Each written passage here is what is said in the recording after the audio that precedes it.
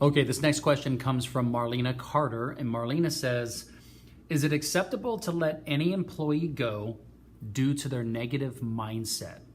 Marlina owns a pet grooming salon, and she says, I have one groomer who is pretty good at grooming, but 3 out of 4 statements that come out of her mouth are negative.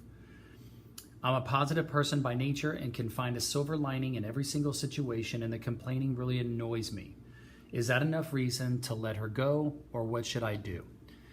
Okay, Marlina, becoming a leader in our company and learning how to manage and lead employees is the #1 problem of any business in the world. And as we grow, we start to learn how to implement processes and trainings and things to make this a little bit easier to do, but we have to just know beyond a shadow of a doubt that people in our business, it's a never-ending thing. If it were as easy as just putting an ad out there online, hiring somebody, and them doing an amazing job and never being a problem, there would be a lot more entrepreneurs and there would be a lot more successful entrepreneurs in the world today. But unfortunately, the fact is that that's not the reality. When we hire people, we want to hire people based on 2 different things: the skills they provide to do the job and the culture that we want to create. What is their personality and does it match our culture? So those are the 2 things, skill and personality. And our job is to put together a great brand and culture that we then can advise that person of what kind of culture we have at our company and do they fit.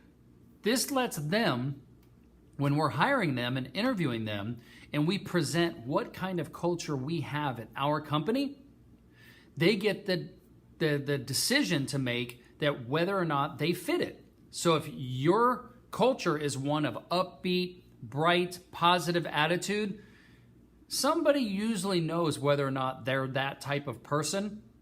They may lie, and I know this is going to sound kind of funny, but people lie to get jobs all the time, every day, and 5 times last Sunday. But if in our processes we make them sign a document that says that I agree to these core values of the company, when that employee has a bad personality, a negative personality, or does something that doesn't fit the core values of our company, we can bring that person in the very first time they do it, not the 50th time, but the first time, and say, hey, Joe, I brought you in today because I noticed that you did something that did not fit our core values. Here is what happened. You did this in this situation, and that doesn't fit this particular core value. And I wanted to find out what happened and what we need to do to make sure that we maintain the core values of our company at all times. This lets them know that your core values and the culture that you're looking to create are things that are not up to debate. Either people are going to abide by the core values of the company or they're going to choose to not have a job there anymore. If you wait and let things pile up and pile up and pile up, by the time you bring them in to talk to them, you're already incredibly frustrated at all the different things that they've done, and you're just now bringing it to their attention, and it catches them off guard. This is why, as leaders, constant feedback is really important. So implement good core values and hire based on your core values, and then manage your team based on those core values. Now, in the same regard, we as leaders want to make sure that we recognize when our team is doing a great job and when they do things that are awesome for the company, because employees want recognition. We as leaders, sometimes we don't have the personalities where we need recognition, because where do we go for recognition? So we're used to not getting it, but our team members want that recognition in order to feel great about where they're working. So it's both sides.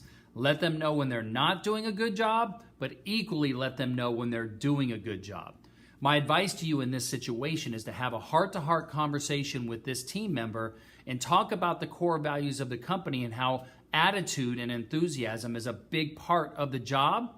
And if that's something that they don't adhere to or something they don't think they can do, then you understand as the owner of the company that they are making a choice to not work there anymore. We don't have to fire people for not doing a good job. They're firing themselves for not doing a good job. It's up to us to free up their future or make them a better employee. That's on us. Hope that helps, Marlina. Thanks.